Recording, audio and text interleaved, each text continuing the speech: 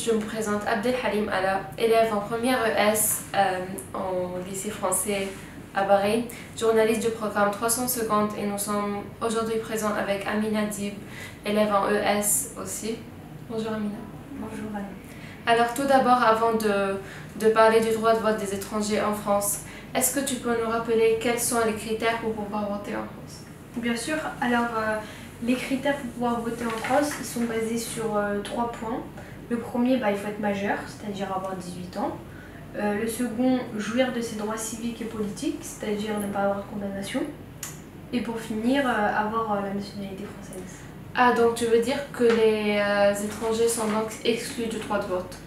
Nuançons à là, puisqu'en France, les ressortissants membres d'un pays membre de l'Union européenne peuvent participer aux élections municipales et aux élections au Parlement européen. Par contre, les étrangers hors Union européenne, c'est impossible. Et que penses-tu de cette exclusion des étrangers hors l'Union européenne de la participation aux élections? Moi, je pense qu'un étranger provenant de l'Union européenne, un pays européen, devrait être égal à un étranger provenant d'Amérique, d'Afrique ou d'Asie, parce qu'il faut savoir qu'un étranger provenant d'un pays européen, c'est-à-dire Espagne, Roumanie, à partir de 5 ans de résidence en France, il peut voter tout en étant étranger. Or, un étranger provenant d'Amérique, d'Afrique ou d'Asie, comme je l'ai cité, au bout de 20 ans, 30 ans en France, il ne peut toujours pas voter.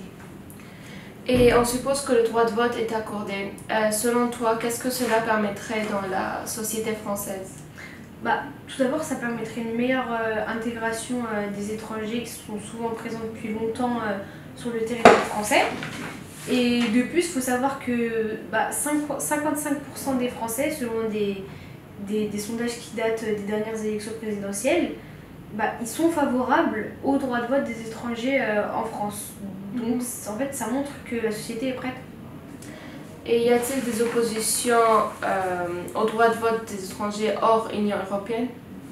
Oui, certains partis politiques comme le Rassemblement national, et pour argument, je cite, depuis la Révolution française, nationalité et droits civiques sont liés. Or, accorder le droit de vote aux étrangers serait un moyen détourné d'en faire des citoyens en leur octroyant un droit réservé jusqu'à présent aux nationaux, ce qui serait en contradiction totale avec l'esprit républicain. Alors, ce que je viens de citer, c'est un des arguments qu'on retrouve sur une pétition contre le droit de vote des étrangers sur le site rassemblementnational.fr. Et on a aussi le parti politique Les Républicains, qui a pour argument, je cite, « Ouvrir le droit de vote aux étrangers serait entrouvrir la voie de l'accès à la nationalité ». En gros, ce qui revient au même. Et donc, pour conclure, selon toi, est-ce qu'on doit accorder le droit de vote aux étrangers?